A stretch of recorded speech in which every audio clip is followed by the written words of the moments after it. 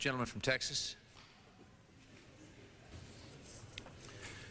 Mr. Speaker, as I said, in most of our history, the control of drug abuse has never been a federal issue. This is only very recent. This doesn't diminish one's concern. It's respecting the Constitution, and it's also emphasizing the fact that the more we have centralized our control and more that we have tried to enforce things at the national level, the worse the problem has gotten. I've heard many conservatives say, you know, we have an educational problem, and all they ever want to do is just throw more money at it.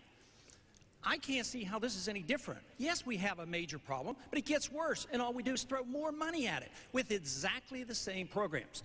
My goal today is just to suggest, just to bring it to the Congress's attention that possibly we're not doing the right things. And if we would ever come to admitting that, then maybe we will not have to suffer the abuse of how the war on drugs go awry. For instance, we've had this war on drugs, and there's no evidence even that we've been able to keep drugs out of our prisons. So maybe there's something we're doing wrong. Maybe we're treating a symptom rather than the cause of the problem. Maybe the cause is not legislatively correctable. Yeah, that's a possibility. Obviously, there is a problem there, but we need to think about it.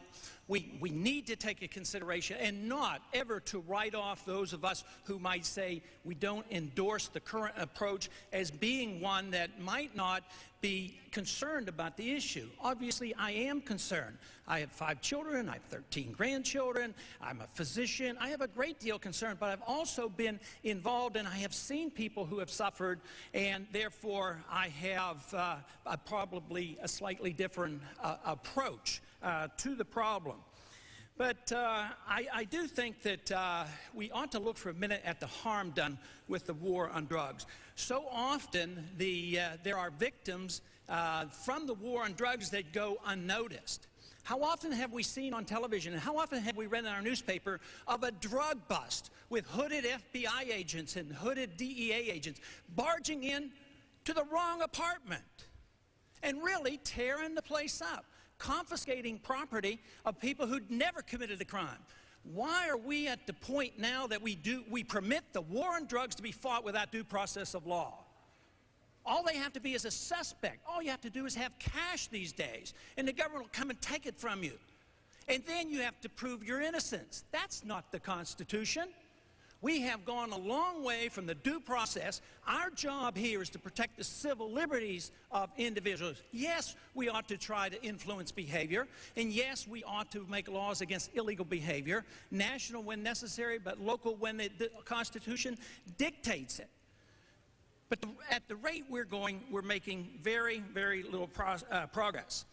I have a suspicion that there are motivations behind the invasion of privacy, because governments so often like to know what people are doing, especially in the financial area. This has been a tremendous excuse to accuse anybody who spends anything in cash of being a drug dealer, because they want to know where the cash is. This is part of the IRS collection agency, because they're worried about collecting enough revenues. And yet we carelessly say, well, a little violation of civil liberties is okay because we're doing so much good for the country and we're collecting revenues for the government.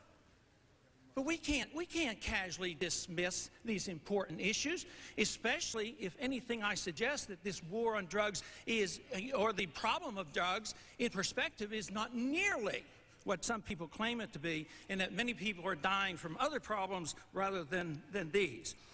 I would like to suggest, in closing, some of the things that we could consider. First, let's consider the Constitution, for instance. We have no authority to create a federal police force. That's not in the Constitution. So we ought to consider that. It's a state problem. It's a state law enforcement problem. Most of our history, it was dealt that way. I think education is very important. People who know what's going on. We should, if anything, be emphasizing the educational process. Possibly my medical background influences me into what I'm going to say next. And that is, could we conceive of looking at some of this problem of addiction as a disease rather than a criminal act? We do this with alcohol, and maybe that would help the problem.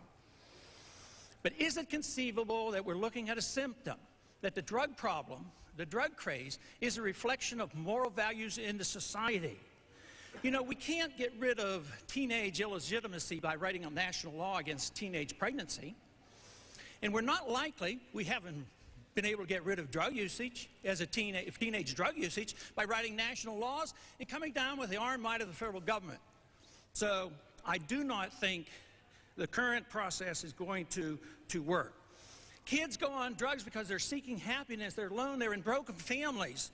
And this is a problem that will not be solved by more laws and a greater war on drugs. We have 80,000 federal policemen now carrying guns. Character is what is needed. Laws do not create character. This does not dismiss us from expressing concern about this problem, but let's not make the problem worse. In 1974, Switzerland passed a law that said that the doctor could prescribe medication for addicts. I, as a physician, if an addict comes into my office and I agree to give him drugs, which would support his habit, because I figure for him to go out in the street and shoot somebody for it is a little worse than me trying to talk him into a program by giving him drugs for a while. I am a criminal. I am a criminal today if I decide that somebody should use or could use marijuana if they're dying with cancer or AIDS and they're dying of malnutrition because they can't eat. There should be a little bit of compassion in this movement. Again, we cannot distract from the serious problem of the drug war, but all I do is I beg and plead for my colleagues to just say, let's look at the truth, let's read the news carefully, let's look at the Constitution like we do when it's convenient, and let's consider another option. It can't be any worse than what we're doing. We have too many people on drugs, and this resolution makes my point. The war on drugs has failed. Let's do something different. Let's not pursue this any longer. I reserve the balance of my time. Gentleman reserves the balance of his time.